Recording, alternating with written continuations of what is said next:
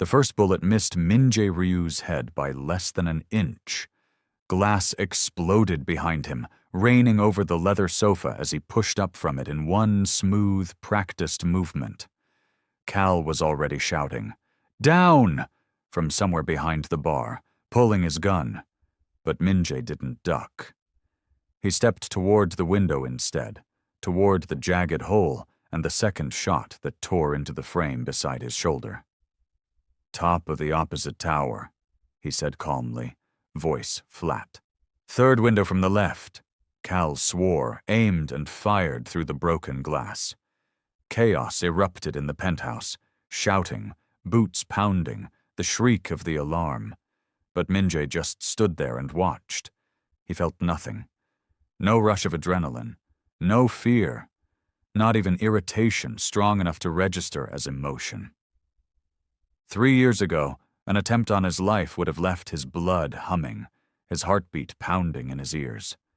Now, it was like watching someone else's life through a screen. "Boss!"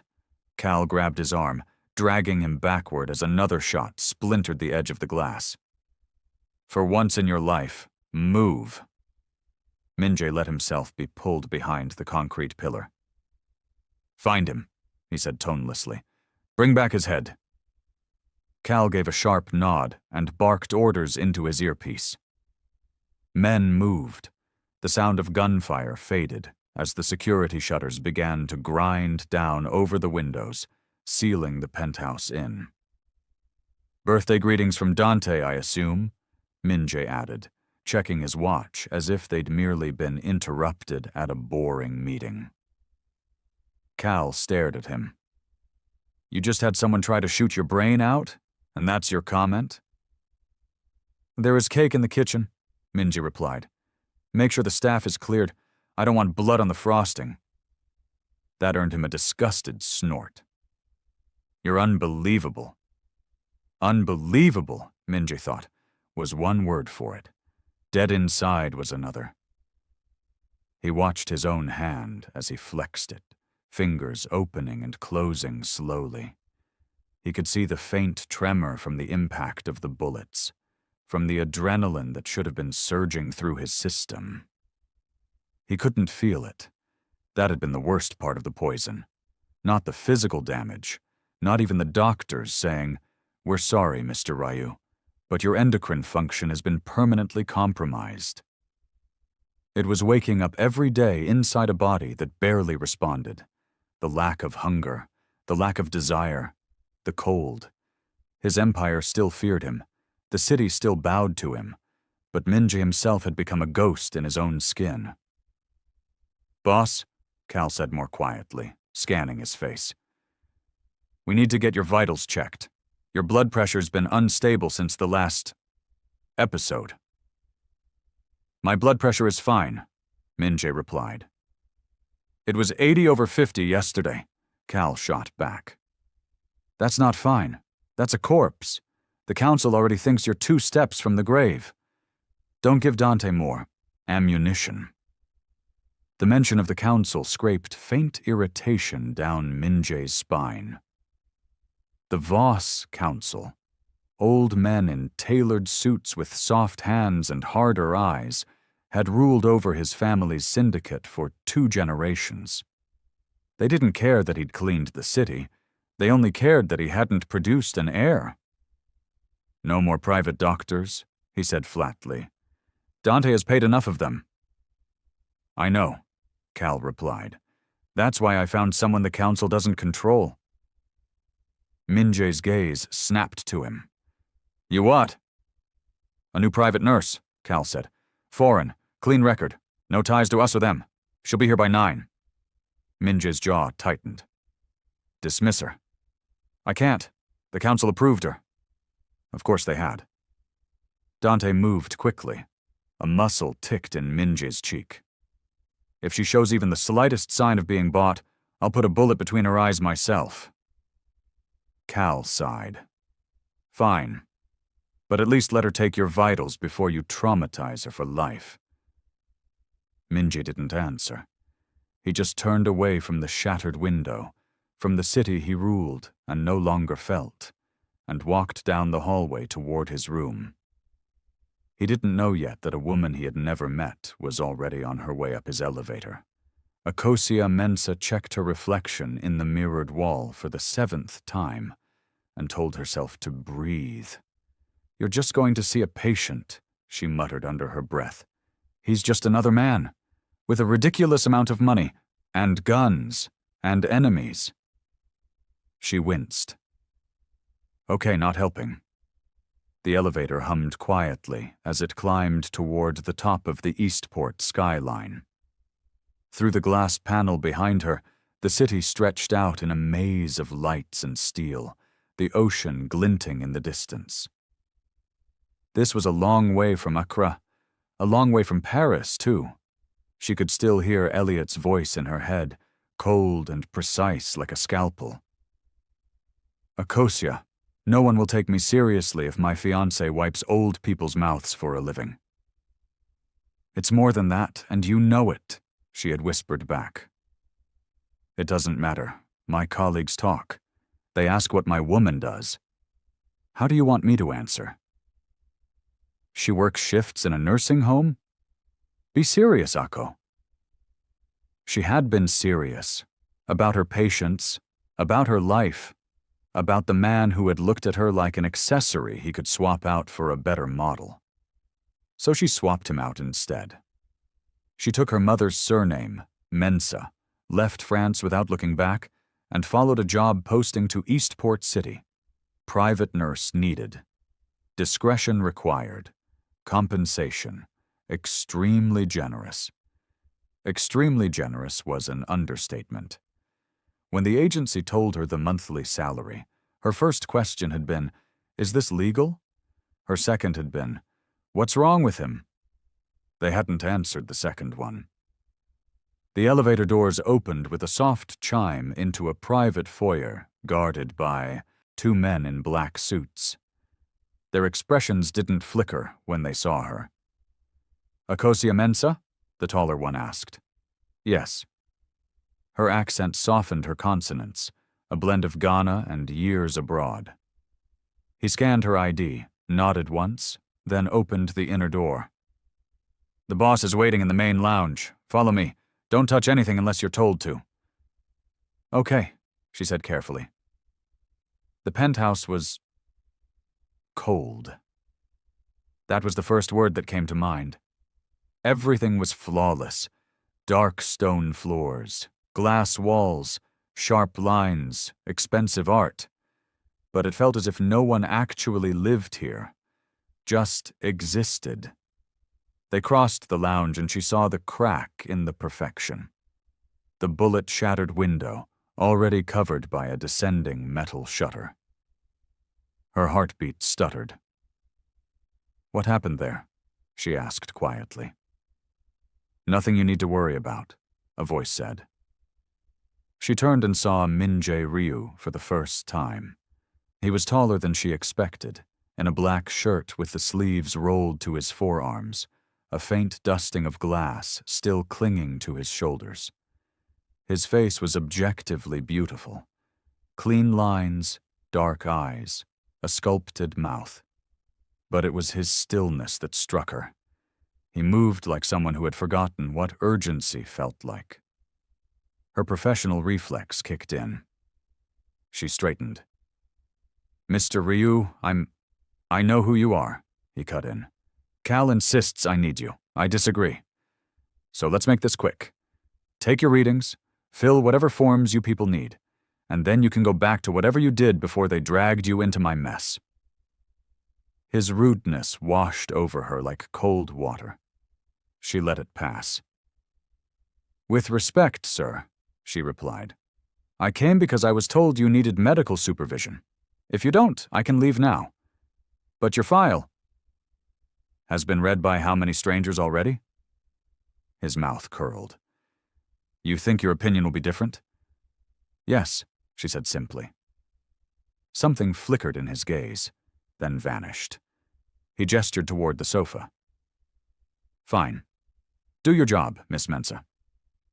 She took out her digital blood pressure monitor, stethoscope, and notebook, hand steady from years of practice. This, at least, she understood. A human body and its fragile rhythms. "Please sit," she said. He did, watching her with that unnerving, empty calm. She wrapped the cuff around his arm, fingers brushing the inside of his wrist as she adjusted the strap. And he sucked in a breath like he'd been punched. Akosia froze, eyes flicking up to his face. The change was instant and shocking. His pupils blew wide, his jaw clenched, his hand spasmed against his thigh. "Mr. Ryu," she said softly, "are you in pain?" His heartbeat surged under her fingertips, wild and frantic, a gallop that didn't match his stillness at all. He grabbed the edge of the sofa with his free hand, knuckles whitening. "Don't," he whispered. She tried to pull her hand back, but his muscles tensed, trapping her touch against his skin for one more charged second. Heat. That was what it felt like. Raw, electric warmth rushing up his arm, slamming into a part of him he thought was dead. For 3 years he had been frozen from the inside out. Now, with one accidental brush of this foreign woman's fingers, something inside him roared awake. "Let go," he forced out. She did, stepping back, breathing faster herself.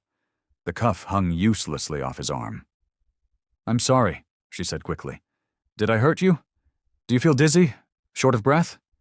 "Yes," he said hoarsely.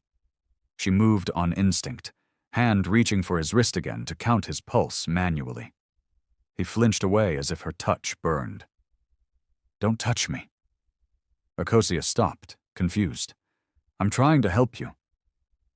His eyes locked on hers, and for the first time she saw something there that wasn't emptiness.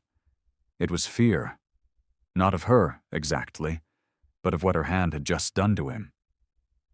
"You don't understand," he said. "For 3 years, no one has been able to do what you just did by accident." "What did I do?" He stood abruptly, ripping the cuff off and dropping it on the table. His hands were shaking. "You made me feel," he said.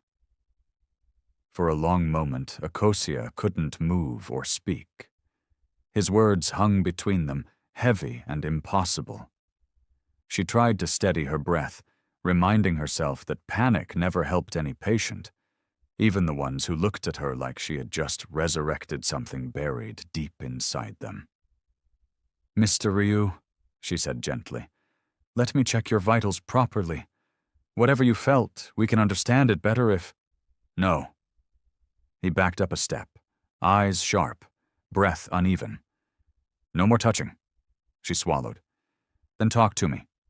Tell me what you mean by feel. Do you mean pain? Pressure? Anxiety?" "None of those." He dragged a hand through his hair, leaving pieces of shattered glass falling from the strands. "My body reacted. Violently. It hasn't reacted to anything in 3 years.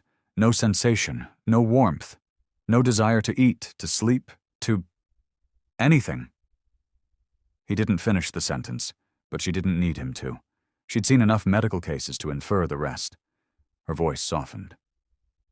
"You've been numb." "Dead," he corrected sharply. "Inside, everywhere." She hesitated. "And when I touched your wrist, something changed?" His jaw locked. Something woke up. The room went too quiet. Akosia's pulse thudded in her ears, not from fear, but from the intensity of his stare. She wasn't used to being looked at like that, as if she held answers he desperately wanted but didn't trust himself to reach for. "I need to understand your medical history," she said finally, "if you'll allow me." He turned away abruptly and poured himself a glass of water with hands that weren't steady. "My medical history is in the files the council gave you." "Files don't. Tell me what you feel right now." "I don't want to talk about what I feel right now," he snapped. She crossed her arms. "Then why did you hire me?" He froze, water halfway to his lips. It was the wrong question, and the right one. Cal stepped in from the hallway then, wiping sweat from his brow. "Boss, the shooter's been neutralized. No ID yet, but we're thinking Dante sent—" Minjay cut him off with a look. "Handle it." Cal's gaze flicked to Akosia, then back to Minjay. Something in the air between them made his eyebrows rise. "Everything. All right here?" "No," Minjay said. "Yes," Akosia said at the same time. The contradiction hung awkwardly. Cal cleared his throat. "Miss Mensah, do you need anything? A safer room? Maybe." "I'm fine," she said quickly. "I just need to take his vitals." Minjay's voice turned colder. "You will not touch me again. If you don't let me do my job, you'll collapse again," she said, matching his cold tone with firm professionalism. "And next time you might not wake up?" That got his attention. His eyes snapped to hers. "What did you say?" "You heard me." She closed the distance between them just enough to make her point. "Your pulse was racing, your breathing was erratic, and for a moment you looked like you were fighting to stay upright. Whatever your condition is, ignoring it will only make it worse." Cal looked between them, interest sharpening. "Boss, she's right." Minjay ignored him. "I don't collapse." "You almost did," Akosia countered. Silence fell. Thick, tense. Cal exhaled. "Boss, come on. Let her take the readings. If nothing else, the council will stop breathing down your neck." Minjay's expression hardened. The council. Of course, that was the leverage. "Fine," he said finally. "But no physical contact." Akosia nodded slowly. "I'll adapt." She pulled out her stethoscope and placed it gently on his chest, through the fabric of his shirt this time. No skin contact. His heartbeat thudded erratically against the diaphragm, too fast for a man standing still. "You're tachycardic," she said quietly, "and your breathing is shallow. Tell me something I don't know." She moved around him to check his pupils. They constricted sluggishly in the dim light. "Your autonomic response is overstimulated. Whatever your poisoning did to your endocrine system, your body hasn't experienced a spike like this in years. It's trying to recalibrate. That's why it feels overwhelming." Minjay closed his eyes briefly. It felt like fire. Her voice gentled. "Fire isn't always bad." He opened his eyes again, and there it was. Fear. Raw, naked fear. It didn't suit a man like him. It made him look human, vulnerable, and somehow more dangerous. "I don't want this," he whispered. "It's not something you can control," she said, softly. "That's exactly why I don't want it." Cal shifted awkwardly. "I'm just gonna be over there." He walked away, but not too far. The tension between them was too obvious to ignore. Akosia stepped back and typed notes into her tablet.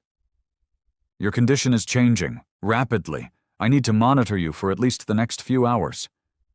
"No," Minjay said instantly. "You don't have a choice." "I always have a choice." She met his gaze with equal stubbornness.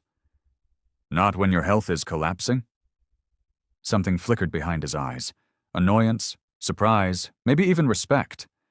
He wasn't used to being challenged. "Fine," he said at last. "Stay, but do not touch me again." Cal snorted. "Good luck with that." Minjay glared at him. Akosia swallowed a sigh and pulled out a small device. "I'll need to place this sensor on your arm. It measures your vitals through clothing, so no physical contact." "Good." She stepped closer, carefully affixing the sensor to the sleeve of his shirt. No touch, no heat, no reaction. But the air between them still felt charged. He watched her with unsettling intensity, as if waiting for something he couldn't name.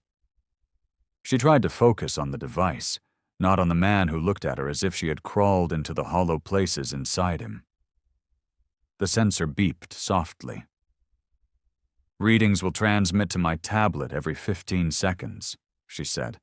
"I'll analyze them and—" She didn't finish. His phone buzzed. A message flashed on the screen. From Dante, happy birthday. Enjoy the gift. You won't live to see the next one. Akosia saw it. Minji saw her see it. His face turned to stone. "Get out," he said quietly. Her heart stumbled. "Minji," I said, "get out." Cal rushed toward them. "Boss?" "Escort her to the guest room," Minji said without looking away from Akosia. "She stays until I decide what to do with her." Her breath caught. "Did I do something wrong?" He held her gaze, voice low and icy. "You woke up parts of me I didn't ask to feel. That alone makes you a threat." Her pulse spiked. "I'm not your enemy." "Everyone is my enemy," he whispered, "until proven otherwise." Akosia hesitated, then nodded slowly. Cal led her towards the hallway, but she glanced back one last time. Minji was still standing where she left him, staring at his phone, his hands trembling with a rage he couldn't feel and a fear he didn't want to show. And in that moment, she realized something terrifying. She was already in deeper than she meant to be. Akosia's new room turned out to be a luxurious guest suite with a view of the Eastport skyline, but no amount of expensive decor could distract her from the man whose life she'd just stepped into, or the danger vibrating around him like static. Cal closed the door behind them and sighed heavily.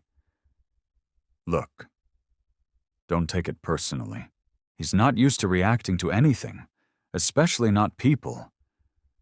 She sat on the edge of the bed, fingers curled tightly in her lap. "I didn't mean to upset him." "You didn't," Cal said. "That's the problem." She frowned. "Explain."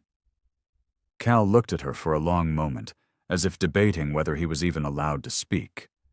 Then he dropped into the armchair across from her. "Boss hasn't felt a damn thing since the poisoning," he said quietly. "Not anger, not fear, not desire, nothing. Doctor said the toxin killed every instinct that makes him human. He's alive, but emotionally paralyzed." Akosia's heartbeat quickened. "But today, Cal let out a humorless laugh. "You touched him once, and he reacted like someone plugged his nerves directly into a power generator. That terrifies him more than any sniper." She exhaled slowly. "I didn't mean to trigger anything like that." "I know. And he knows. But he's not used to losing control. Not physically. Not emotionally." Cal stood and rubbed a hand over his jaw. "He'll calm down. He just needs time to process." "Time for what?" she asked softly. Cal hesitated. "To realize you're not here to hurt him, and that maybe what he felt isn't a threat." She swallowed hard. "And what exactly did he feel?" Cal's voice dropped. "Alive." The word hit her harder than she expected. Alive. It carried weight, a kind of quiet tragedy. Before she could respond, Cal's earpiece crackled. He touched it. "Yeah, understood." Then he turned to her. "He wants you to monitor his readings from here. Don't go near the lounge unless he calls for you." "All right." Cal opened the door. "And Akosia, don't be scared. He's not the type to lash out." She raised an eyebrow. "Someone just tried to shoot him." "Exactly," Cal said. "If he wanted someone dead, they wouldn't miss." Then he left, locking the door gently behind him. Alone now, she exhaled and leaned back on the bed, rubbing her forehead. She hadn't even been here 2 hours, and already her heart was pounding harder than it ever did back in Paris. She couldn't tell if it was fear, adrenaline, or something else entirely. Her tablet buzzed, displaying Minje's vitals in real time. His pulse remained elevated, his cortisol levels spiked, his respiration uneven.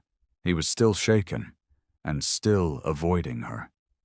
She set the tablet down and whispered to the empty room. What did I get myself into? Across the penthouse, Minje stood in his private gym staring at his reflection. His hands still trembled, refusing to obey him. He flexed them again and again, as if trying to force the sensation out of his body.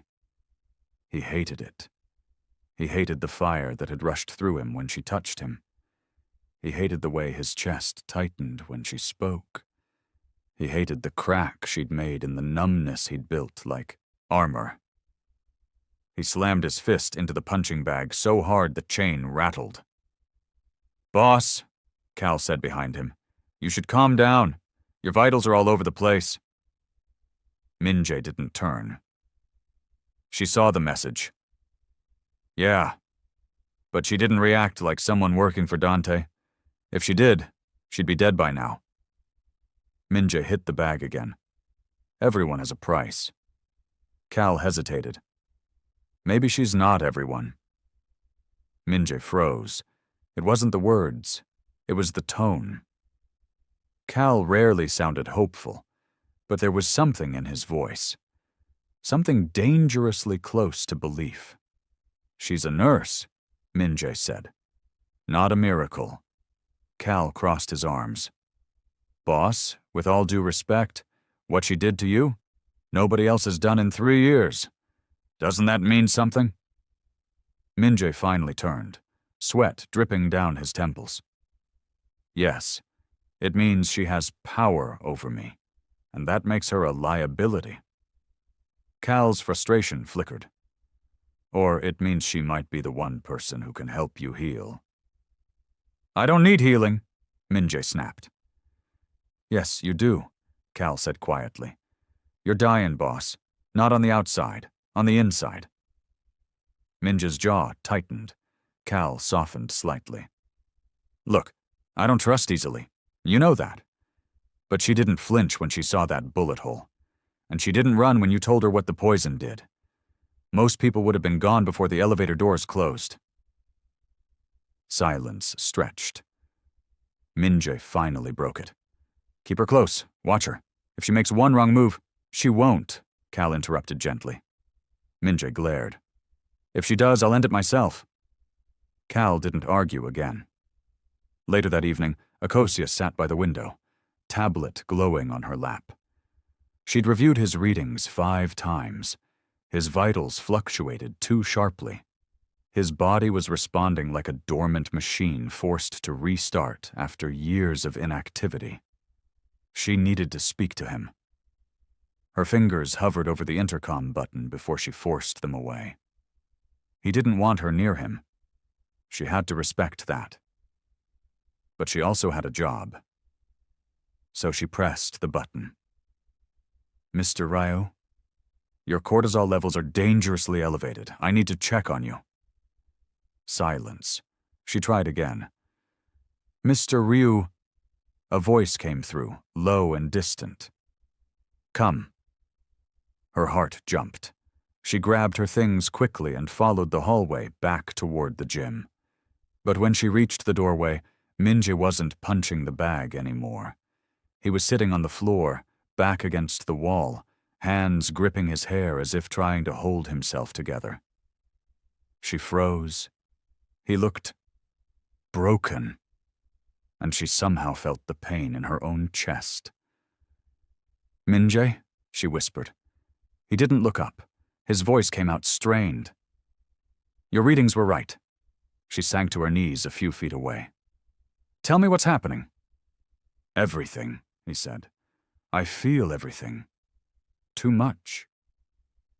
His chest rose and fell too, quickly. She recognized the signs immediately. "Sit forward," she instructed gently. "Elbows on your knees. Breathe slowly, in through your nose, out through your mouth." He obeyed, barely, but his breaths trembled. "Slower," she whispered. "I'm right here." He still didn't look at her, but his breathing began to even. A little. After a moment, he said, "This is your fault." She blinked. "What?" "You touched me," he whispered, "and my body remembered what it was like to be alive. And now it won't stop." His voice cracked. "It hurts." Her throat tightened. "I'm sorry." "You should be," he said hollowly, "because now I can't shut it off. I can't go back to feeling nothing." She finally dared to shift closer, but still kept her hands to herself. "You're not dying. Your system is reacting because it's been asleep too long. This is a shock, not a failure." His breath hitched. "I don't want this." "I know," she whispered. "But maybe you need it." He looked at her then, really looked, and the raw vulnerability in his eyes nearly stole her breath. "Why you?" he asked in a whisper. "Why did it have to be you?" "I don't know," she whispered back, "but I promise I will help you through this." Something shattered in his gaze, an emotion he couldn't name, something halfway between terror and want. He leaned forward suddenly, forehead almost touching hers. "Don't make promises you can't keep," he whispered. Her heart hammered. "I don't break promises." Slowly, his breathing steadied. Slowly, his hands loosened in his hair, and then he said something that sent a chill down her spine. "You should run, Akosia Mensa, because if you stay, I don't know what I'll become." She held his gaze, voice steady. "I'm not running." His eyes darkened. "Then you're already in danger." Akosia didn't move, didn't look away. She knew fear when she felt it, and this wasn't fear. It was gravity. A pull neither of them could explain or break. Minjae Ryu, the man everyone in Eastport City whispered about with trembling voices, looked at her as if she was the first thing in years capable of touching the parts of him he thought were dead. And that terrified him more than bullets ever could. "Danger from who?" she whispered. He let out a slow, ragged breath. "Me."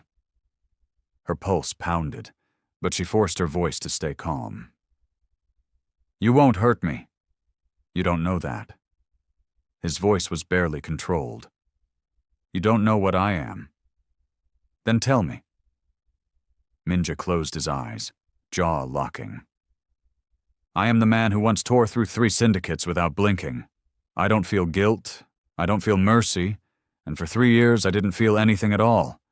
It made me worse, colder, efficient."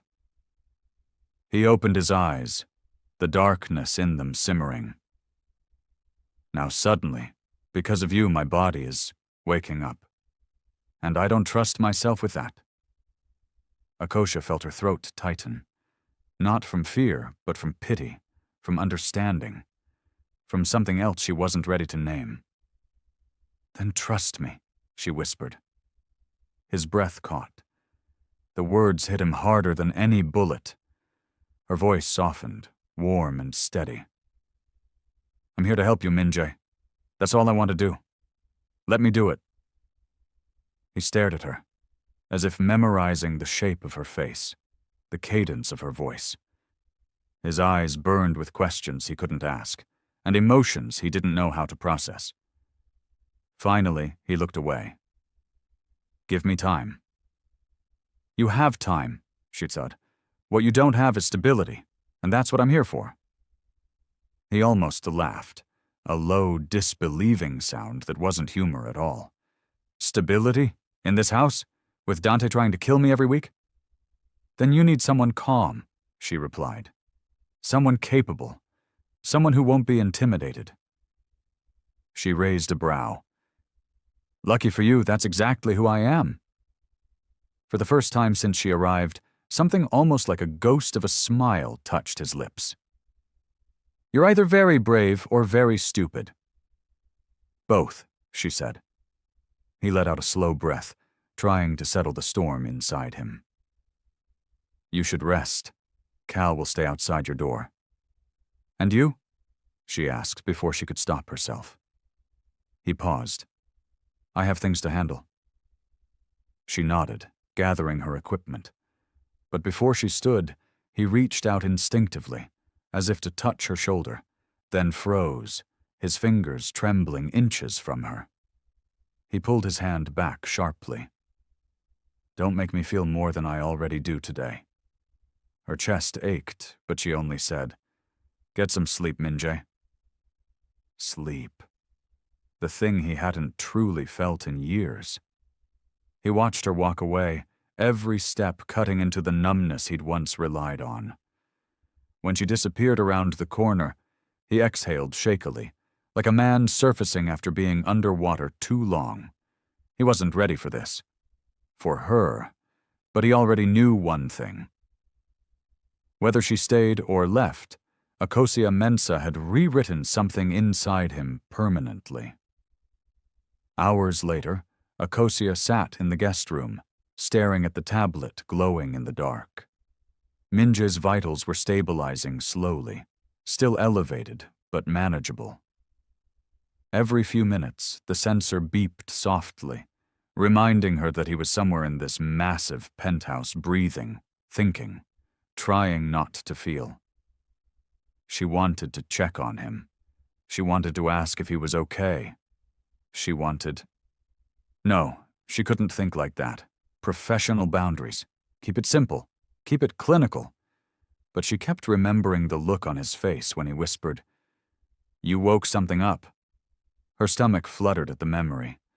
Her fingers brushed her wrist unconsciously, the same way hers had brushed his earlier. She wasn't imagining the connection. She wasn't imagining his reaction. She wasn't imagining the danger. Still, she wasn't afraid of him. She was afraid of what he made her feel. A knock startled her. She stood quickly. "Yes?" Cal opened the door, leaning against the frame. "Still awake?" "Hard to sleep when someone tried to assassinate my patient an hour ago," she replied dryly. Cal chuckled. "Fair." He stepped inside. "Boss asked me to check if you needed anything." She blinked. "He did?" "He coughed and glared while doing it," Cal added. "But yes." Her chest warmed unexpectedly. "I'm fine. Just thinking." "About him?" She didn't answer. Cal smirked. "You know, I've worked with him 7 years. I've never seen him react to anyone the way he reacted to you. He usually looks at people like they're furniture." "Thanks," she said uncertainly. "It wasn't a compliment," Cal replied. "I'm saying he's dangerous, and for some reason his danger is aimed inward when it comes to you." She frowned. "Meaning?" "Meaning if Dante thinks you're important to the boss, you'll be targeted next." A chill crawled up her spine. "But I just got here." "Exactly." Cal's voice softened.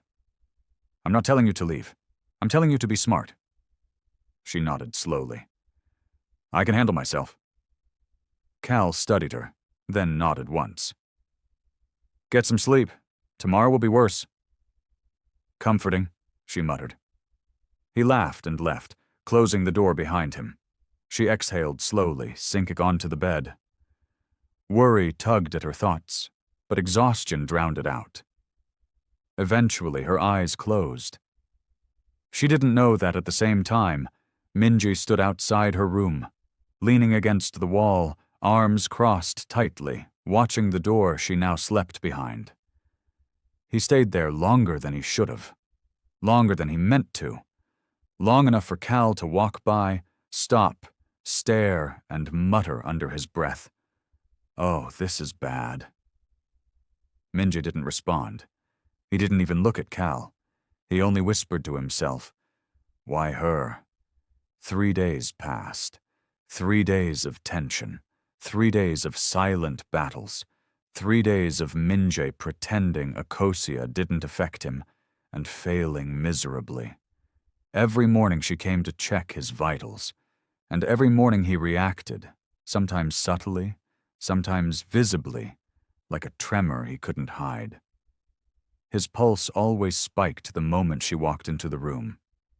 She pretended not to notice. He pretended he didn't feel it. On the fourth morning, as she placed the sensor on his sleeve, he suddenly said, "Don't touch my wrist again." She froze. "I didn't intend to." He looked at her, eyes unreadable. Good. But the unspoken truth hung between them. He wasn't warning her. He was warning himself. That afternoon, while she tended to his medication schedule, he said quietly, "You should quit." She looked up sharply. "Excuse me?" "You're in danger here," he said, "and I don't want you involved. In my world." "It doesn't matter what you want," she replied softly. "You need medical care." His jaw tightened. "You think I can't survive without you?" "I think you haven't been surviving at all." His breath hitched. She stepped closer. "Minjae, let me help you." His voice cracked. "You already are." He stood abruptly, as if afraid of what he'd reveal if he stayed a second longer. But as he turned away, she whispered, "I'm not leaving you." He froze. Then he whispered something back, so quietly she wasn't sure she heard it right. "Then I'm doomed." The next morning began with shouting. Akosia froze in the hallway, clutching her tablet as Minjae's furious voice echoed from the war room. She had never heard him shout before. He was always cold, controlled, terrifyingly calm. This wasn't calm. This was a man pushed to the edge. Cal saw her and held up a hand. "Stay back. He's not angry at you." "Who is he angry at?" she whispered. "Dante. Who else?" Cal muttered. "News broke at dawn. The council is demanding an emergency meeting." Before she could ask why, Minjae's voice cut through the tension like a blade. "He wants to replace me? Over what, my health? My condition? Over her?" Her breath stopped. "Her?" Cal winced and whispered, "Don't react." Akosha's feet felt heavy as she followed Cal into the room, only to stop at the threshold. Minjae stood at the head of the long conference table, fists planted on the polished wood, muscles taut, fury radiating off him like heat. His eyes snapped to hers instantly. For a heartbeat, they just stared at each other. Then his expression shifted, anger tightening into something far more dangerous. Fear. Not for himself, for her. He straightened. "Why are you here?" She swallowed. "Your vitals spiked. I came to check. You shouldn't be here," he growled. "Not in this room, not during this." Cal placed a calming hand on her shoulder, but Minjae didn't miss it. His jaw ticked. "Boss," Cal said carefully. "She's just doing her job." "No," Minjae snapped. "Her job is to stay alive." Akosia stiffened. "With respect, Mr. Ryu, if I don't know what's happening, I can't protect your health." "My health is not your concern right now." "It is," she shot back. "You hired me. The council hired me. I'm not going anywhere." He stared at her, chest rising and falling too quickly. She worried he might collapse again, but then he looked away, unable or unwilling to argue further. Cal cleared his throat. "We got word from the council. Dante petitioned them again. He claims you're compromised." "Compromised how?" Akosia asked. Cal hesitated. "They think your presence is interfering with his leadership." Her breath caught. "That's insane." "It's politics," Minjae said quietly. "No one cares about the high truth." "But you haven't done anything wrong," she insisted. "That doesn't matter." His voice was low, almost defeated. "Perception is what kills." Akosia stepped toward him. "Minjae," he held up a hand. "Don't." She froze. His eyes softened, just barely, but enough for her to feel it. "Not now," he said quietly. "Not when every move you make is being watched." The room fell silent. Then Cal's phone buzzed sharply. He glanced at the screen, his face darkening. "Boss, you need to see this." Minjae grabbed the phone.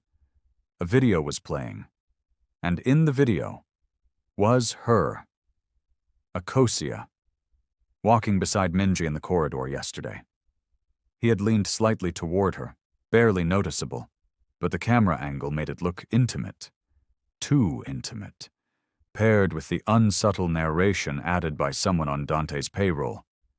Ryu Minjae, distracted and weakened by his foreign nurse, unable to lead, unfit to produce an heir. Akosia felt sick. "That's not what happened," she whispered.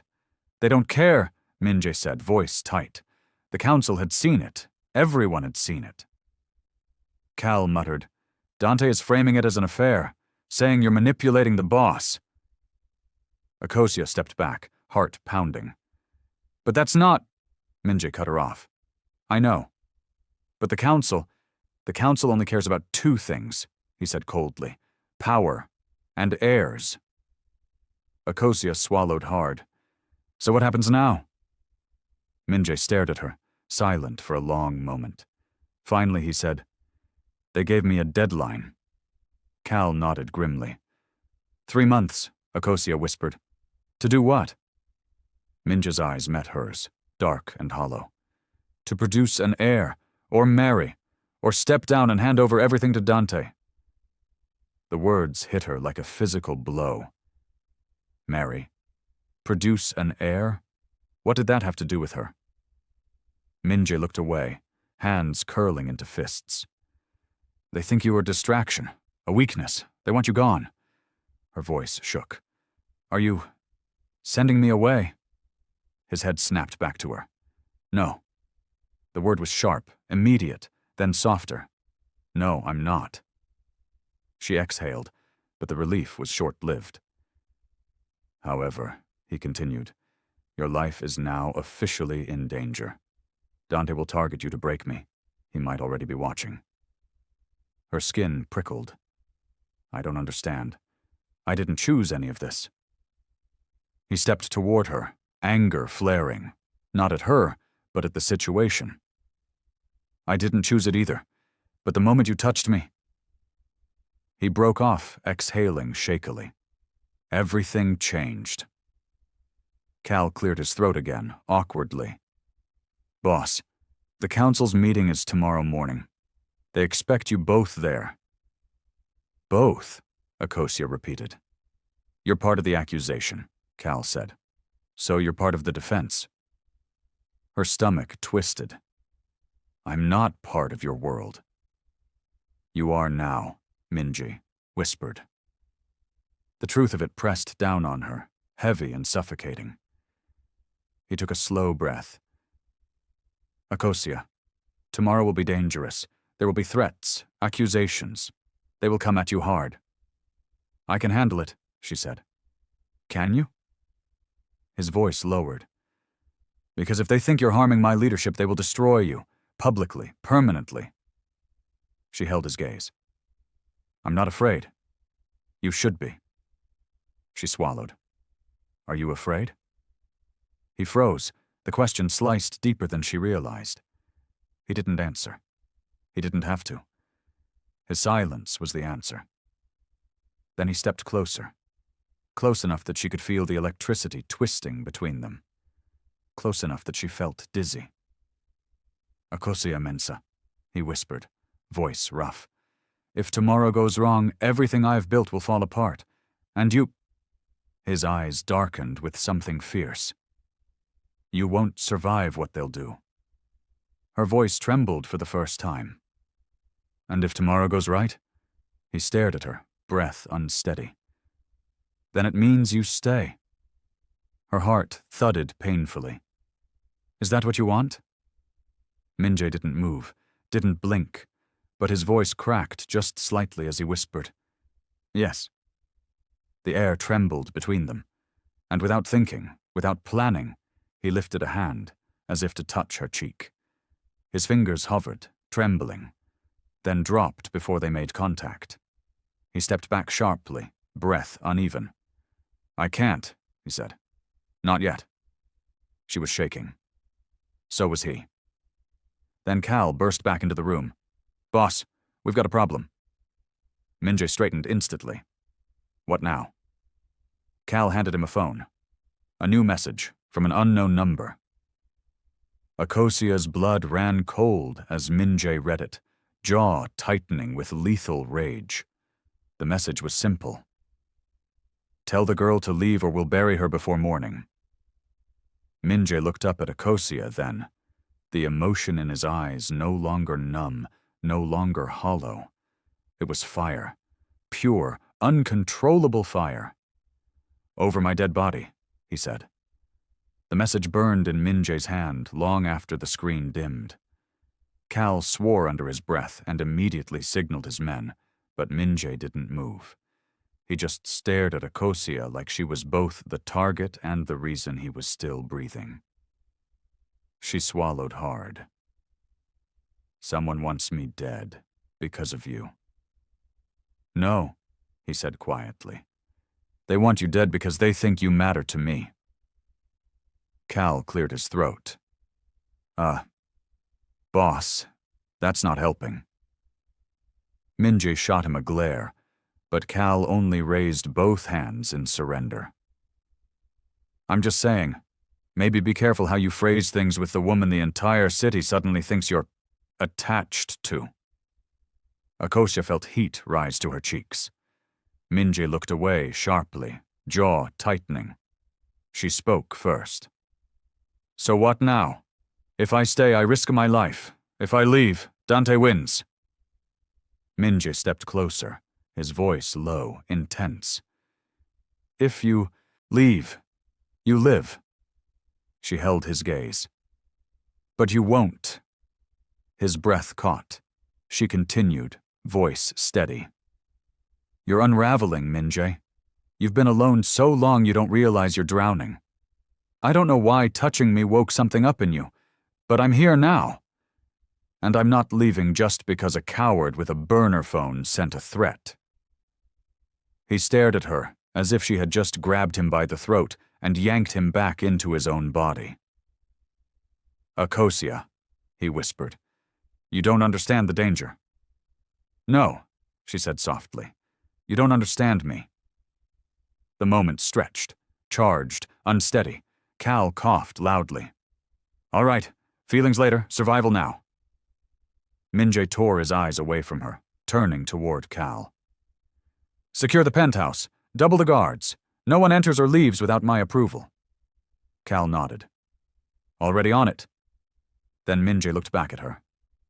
"You will stay in my sight until tomorrow." Akosia blinked. "Your sight?" "Every second," he said firmly. "I don't care if you're annoyed. I don't care if it's inconvenient. If something happened to you—" He cut himself off, breathing unevenly. "I won't let Dante touch you." Her chest tightened at the intensity in his voice. She nodded silently. Cal grinned. "Well, this'll be fun." Minjay glared. "Say one more word." Cal raised both hands again. "Nope, I want to live." The rest of the day blurred into tension-filled silence. Minjay kept her close. Closer than she'd ever been to anyone in her life. If she walked across the room, he watched her. If she checked his vitals, he stayed perfectly still, eyes never leaving hers. She could feel him, even when he wasn't touching her, like gravity bending around her. By evening, the tension became unbearable. She sat beside him on the sofa, reviewing the council's documents. His vitals were showing irregular spikes, anxious ones, emotional ones. He finally broke the silence. "How old were you when you left Ghana?" She looked up, startled by the personal question. 19. "And you became a nurse in France?" "Yes." His eyes warmed slightly. "You speak French very well?" Do you speak Akan? She shot back. He paused. No? Then we're even, she said with a small smile. A ghost of a smirk appeared on his lips. I suppose we are. She didn't tell him how disarming that smirk was, or that her heart stuttered every time he looked at her like she was the only person in the room. After a long moment, he said quietly, Is that why you came here? To escape? She hesitated. Paris became suffocating. My ex-fiancé, Elliot, didn't respect my choices. He wanted a doll, someone quiet, delicate, decorative, not someone who worked long hours helping people he didn't think mattered. Minje's jaw clenched. He sounds like a fool. Her breath caught. He said no man of value would want a woman like me. Minje turned his head sharply. Then he's more than a fool. He's blind. She froze, his voice lowered. You are not the problem, Akosia. He is. She felt something warm bloom in her chest. Dangerous, sweet, uncontrollable. Thank you, she whispered. He didn't smile this time. He just watched her, quietly, intensely, until she had to look away. But she wasn't the only one affected. Minje leaned back, exhaling shakily when he thought she wasn't looking. His hands trembled again. His heart beat. She could hear its pace even without her equipment, refused to calm. Your vitals, she murmured. They're climbing. I know. You need to breathe. I am breathing. She reached for his arm instinctively, forgetting the rule. He caught her wrist before she touched him. But he didn't push her away. He held her there, just above his skin, not touching but close. Too close. His eyes dark with restrained hunger and fear. Don't, he whispered. Why? She asked softly. You're in distress. Let me help. Your touch is not help, he whispered hoarsely. It's fire. Her heart twisted. Fire warms. Fire awakens. Fire saves. It also burns. Then let it burn, she whispered. You've been frozen for so long. He exhaled shakily. Akosia, you don't understand what you're awakening. Then explain it. He closed his eyes briefly. When he opened them, they were full of the thing he'd been fighting since the first day. Want. Raw, aching want. You want the truth? He whispered. Yes. When you touched me, my body came alive. My desire came alive. Everything I thought was dead woke up at once. It hurt. It terrified me. But most of all, he swallowed. I wanted more. Her breath caught. His fingers loosened on her wrist, sliding down. Slow, gentle, dangerous, until he felt her pulse thudding beneath his thumb.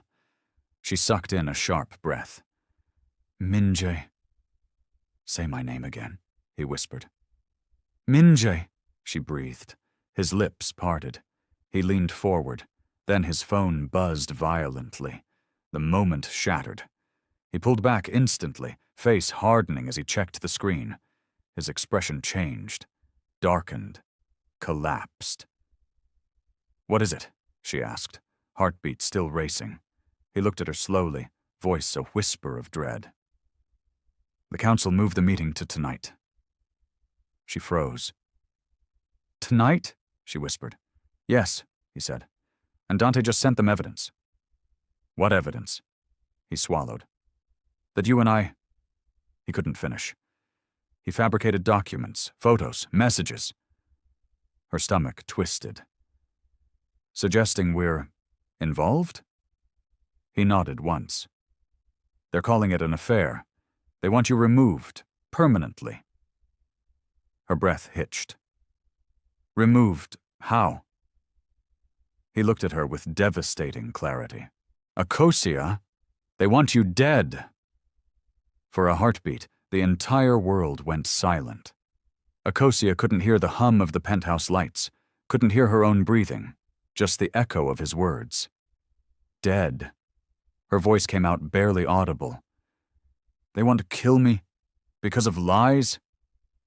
No, Minjay whispered, stepping toward her. They want to kill you because of the truth Dante doesn't even understand. She blinked, disoriented. What truth? He swallowed hard, eyes never leaving hers. That you affect me, that you woke me up, that you matter. Her breath caught. She didn't know whether to step closer or run. But you won't die, he said suddenly, fiercely. I won't allow it.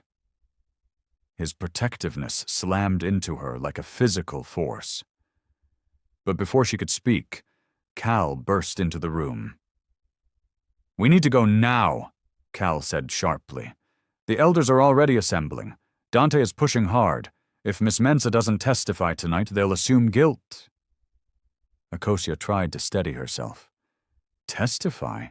I didn't do anything. That's exactly why you have to go, Cal replied. In their world, silence is guilt. Evidence is guilt. Breathing wrong is guilt. Minji stepped in front of her, as if shielding her from every possible angle.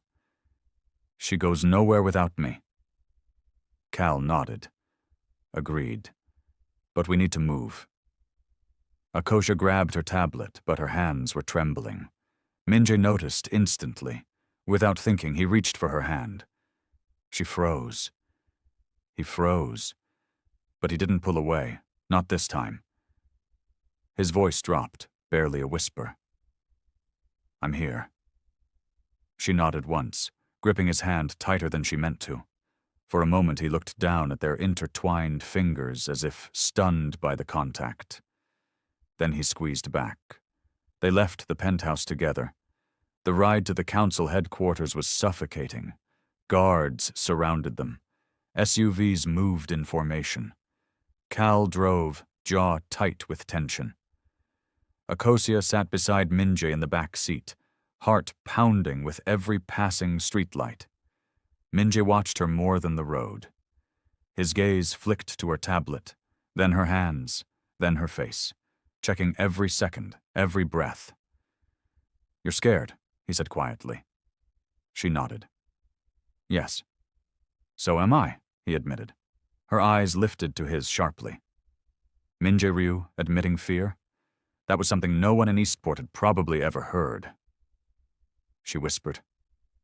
Why? He didn't look away. Because this time I have something to lose. Her chest tightened painfully. She wanted to respond, but Cal's voice cut through the moment. We're here. The council building loomed like a temple carved from stone and steel. Men in black suits waited at the entrance, every one of them armed, none of them welcoming. As they stepped out of the vehicle, the whispers began. That's her? The nurse? He brought her here? Unbelievable. Akosia kept her chin up. She didn't look left or right. She walked beside Minji with the dignity of someone who refused to be erased.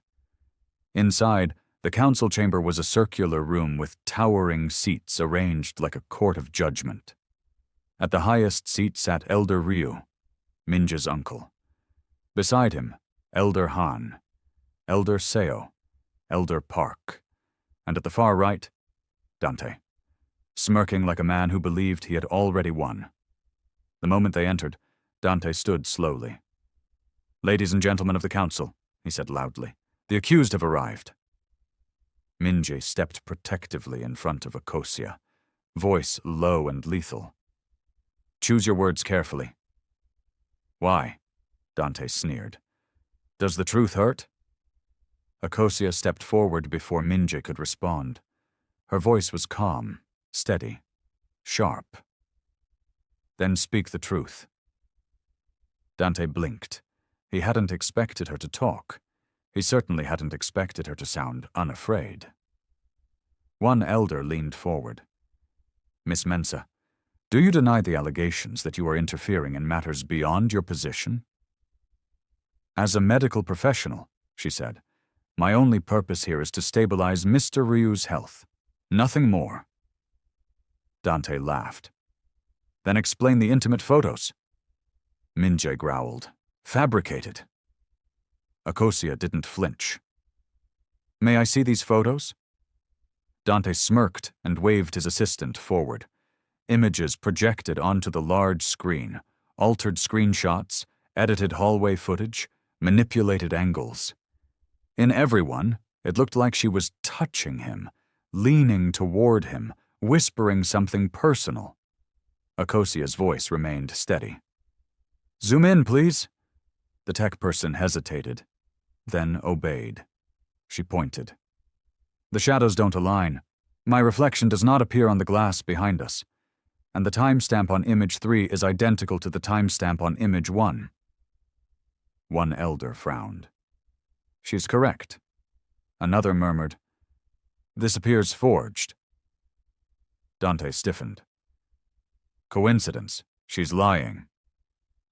Akosia stepped forward again. Then allow me to demonstrate something simple.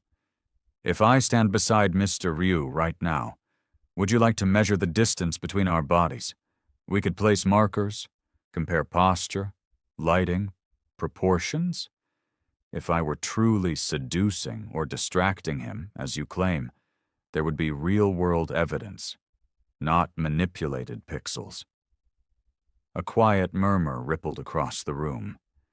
Cal whispered under his breath, Holy hell, she's good. Minja's lips pressed together. Barely a smile, but enough to reveal pride flickering in his eyes. Dante's voice rose. This woman, this foreigner, has bewitched him. Look at how he stands in front of her. Look at how he protects her. She is clouding his judgment. Enough, Elder Ryu snapped. All eyes turned towards the head of the council. Mr. Dante Ryu, Elder Ryu said coldly, do you have any evidence of wrongdoing beyond fabricated images and baseless accusations? Dante's face twisted. They spend time alone. He allows her into private quarters. Because I am his nurse, Akosia interrupted crisply. And your cousin would be dead without medical supervision. The elder beside Elder Ryu nodded. This is true. We authorized her employment. Dante's temper snapped. Then you are all blind. She is weakening him. Look at him. Everyone looked. Minjay stood with a posture stronger than any of the elders. His eyes were sharp, his breathing steady, his aura lethal and controlled. He looked more alive today than he had in years. He spoke for the first time since entering the chamber. If Miss Mensa weakens me, he said, voice like iron, then why am I stronger now than when you last saw me? Why is my condition improving? Why is my leadership still intact? Elder Park nodded thoughtfully. His vitals have indeed stabilized. His commitment is evident. Dante slammed a fist on the table. She is a threat. Minjay stepped forward. So am I. Silence burned through the room. He turned to the elders. If you remove her, if you harm her, if you allow Dante to pursue this madness, I will walk away from this family, from this empire, from everything. Gasps echoed. Dante went pale. Cal muttered, Boss, what are you doing? But Akosia knew. He wasn't protecting his empire anymore. He was protecting her. Elder Ryu spoke slowly. Is this your official stance? Yes, Minjay said. If she dies, you lose me too. Akosia's heart nearly stopped. The elders exchanged glances, conflicted, calculating. Finally, Elder Han spoke. The council will withdraw the accusations for now, but we grant you a probation period of 3 months to secure stability and... Dante exploded. 3 months? You cannot be serious. Elder Ryu silenced him with one glare. We have spoken. It was done. For now. Minjay turned to Akosia, something vulnerable flickering behind his cold exterior. She exhaled shakily. They had survived. But the moment of relief lasted exactly 3 seconds. Because Dante leaned forward, eyes glinting with venom, and whispered just loud enough for the room to hear. "This isn't over, and soon no one will be able to protect her, not even you." Minja's hand curled into a fist. Akosia touched his arm gently. "Let's go," she whispered. He didn't look at Dante again. He walked out with her beside him, and every step felt like a countdown toward a war that was only beginning. They didn't speak in the car. Not on the drive out of the council building, not while the city lights streaked across the tinted windows like anxious comets, and not when Cal took a sharp turn to lose the 2 tailing vehicles Dante had sent. The tension inside the SUV was thick enough to choke on, electric enough to feel on the skin. Akosia kept her hands folded tightly in her lap, trying to slow her breathing. 3 months. 3 months of walking through fire. 3 months of fighting an entire syndicate's expectations. 3 months of surviving Dante's constant shadow. Minjae's shadow was different. Dangerous, yes, but protective in a way she didn't understand, and didn't have the strength to refuse. She finally broke the silence. "You shouldn't have threatened to leave the syndicate." His head turned sharply toward her. "I meant it." "That wasn't the point," she whispered. "You risked everything for me." His gaze locked onto hers, intense enough that she felt it down to her bones. "You don't understand. I already lost everything the day the poison took my life away. Today is the first time I've felt alive in 3 years. Her breath caught. "Alone isn't the same as alive," she murmured. "No." A slow exhale. "You gave me back both." She didn't have words for that, not ones she trusted herself to speak. Cal cleared his throat from the front seat. "Boss, we're being followed again." Minji didn't look away from her. "Handle it." Cal grinned dangerously. "With pleasure." The next 10 minutes were chaos, swerving through narrow streets, tires screeching, Cal laughing like a madman, while Minjae remained perfectly still, eyes never leaving Akosia's face, as if the world outside the vehicle didn't matter. When they finally shook the pursuers and arrived back at the penthouse, Akosia exhaled shakily. "Your life is insane." "Now," Minjae corrected softly, "our life is insane." The pronoun sank into her like heat. Inside the penthouse, the air felt heavier, quieter, too intimate after the chaos. Security was doubled, cameras checked, guards reassigned. Cal gave Minjae a look that was half amused, half resigned. "I'll be outside," he said deliberately, "listening, in case either of you needs anything." Minjae shot him a death glare. Cal retreated instantly. Akosia walked towards the massive glass window overlooking the city. Minjae joined her silently, standing close enough that she felt his presence before she felt his heat. "You're shaking," he murmured. "Adrenaline," she whispered. "Fear, and maybe something else." "What else?" She hesitated. Then, quietly, "You." His breath hitched. He reached out slowly, carefully, as if touching her might break the fragile thread holding his sanity together. He hovered his fingertips near her wrist, remembering what her touch did to him, then pulled back again. "You can't touch me," he whispered. "Why?" "Because if I touch you, I don't know what I'll do." Her heart pounded painfully. "Then don't touch me with fear. Touch me with intention." He froze. The city lights reflected off his face as he stared at her like he was staring at a miracle he didn't know how to hold. "Akosia." She stepped closer. "You survived a sniper. You survived poison. You survived losing yourself. But you won't survive running from your own heart." He looked shaken. Truly shaken. "Is that what this is?" he whispered. "My heart? You tell me." He closed his eyes for a long moment, fighting something inside himself.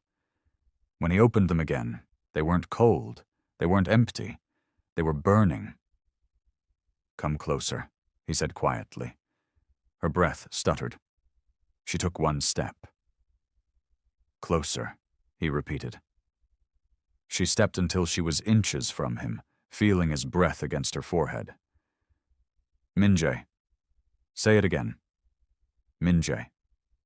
He trembled. He lifted his hand once more, fingertips grazing the edge of her sleeve, barely touching fabric, not skin, and even that tiny contact made him inhale sharply, like someone starved for oxygen. "I feel everything when you're near me," he whispered. "Fear, desire, pain, hope, all at once. It's overwhelming." "Does it hurt?" she asked softly. "Yes," he whispered, "but I want it anyway." She swallowed hard.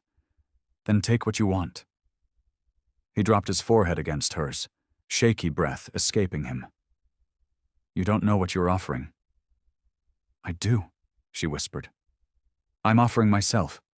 Not as a distraction, not as a weakness, but as someone who chooses you." His hands curled into fists at his sides, fighting control, fighting instinct, fighting everything inside him that screamed to close the distance. "If I start," his voice cracked, "I don't know if I can stop." "You don't have to." That broke him. He cupped her face with both hands, not gently, not violently, but desperately, and kissed her like the world was ending. Her breath caught in her throat. His lips were warm, almost feverish. Her hands found his shoulders, gripping hard as he pulled her closer, deeper, into a kiss that wasn't soft or tentative. It was a man coming back to life, a man reclaiming what was stolen from him, a man drowning and breathing again at the same time. He broke away first, gasping as if the air around them was too thin. "Akosia," his voice trembled. "I can't lose you." "You won't." "You don't understand. Dante is going to escalate. The council will question everything. My enemies will hunt you." She lifted his chin gently. "Then we fight together." He closed his eyes, overwhelmed. "I don't deserve that." "You deserve everything you were denied." He stared at her, the Ghanaian woman who walked into his cold, dead world and lit a fire no poison could extinguish. He kissed her again, slower this time, controlled but hungry, reverent but claiming. When he finally pulled back, he rested his forehead against hers. "We have 3 months," he whispered. 3 months to protect our name. 3 months to survive Dante. 3 months to prove the council wrong. She touched his cheek tenderly. "Then we'll make every day count." He exhaled shakily, grounding himself in her presence. "Akosia, if I lose you, I lose myself." "You won't," she said softly. "Not while I'm breathing." He kissed her once more, long and deep, before lifting her chin. "Stay with me tonight," he whispered, not as a command, but as a plea. She nodded. And for the first time in years, Minjay Ryu allowed himself to feel everything: pain, desire, fear, hope, fire, and love. The night didn't fix their problems, but it ignited their war. And for the first time, Minjay wasn't fighting alone. If you enjoyed this story and want more gripping romance, intense mafia twists, and emotional journeys like this, don't forget to subscribe, comment, and like the video. Your support helps bring more stories to life.